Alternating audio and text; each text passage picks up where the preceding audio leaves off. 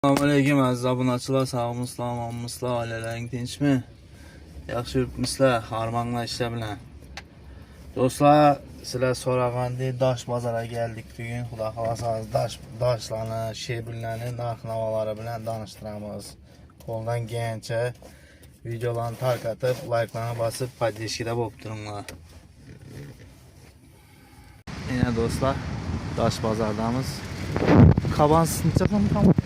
2 milyondan döktük bu rayona göre. 2 milyon son 4 günlük içine 4 günden sırta olsa geliş toplar. Hava sen daftar kurulu Ziller hem şu Zilla 1 milyon 200'den şey böyle. ziller 1 milyon 200 bin somlarken Kamaz 2 milyon som. Şehrin içine bu ikisem.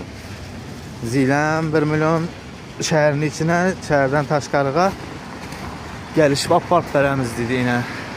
Bunda daş var budkanın mı o diller. Bunda şebin yine benden şebirle bağ. Gelişip apart veremiz dedi dostlar. Köpçülük soradı. Şu daşların narxını görsəydilər. Yine.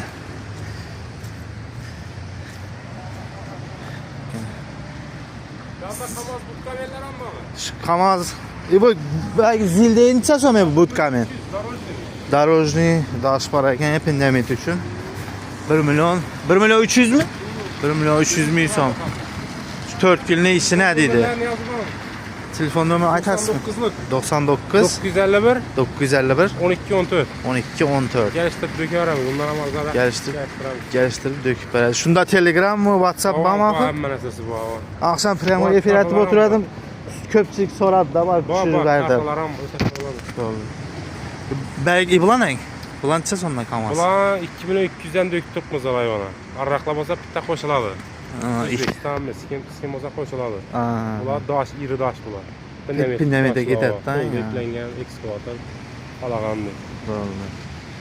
Bir bu vaxtı ekkət belə versən. Garantiləməsə. Gör qırğanız deyim.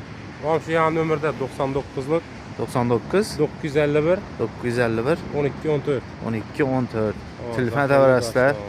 Telegram, WhatsApp badiz şu nömrədə rəsədə yürgəllər. Gəlişdirib işə yararız.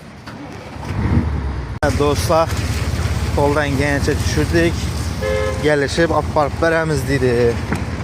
Deyim alt telefon təvərəsdə telefon nömrələrini aytdıq. Videonu maksimalini tark atınlar. Üyüzay salaman.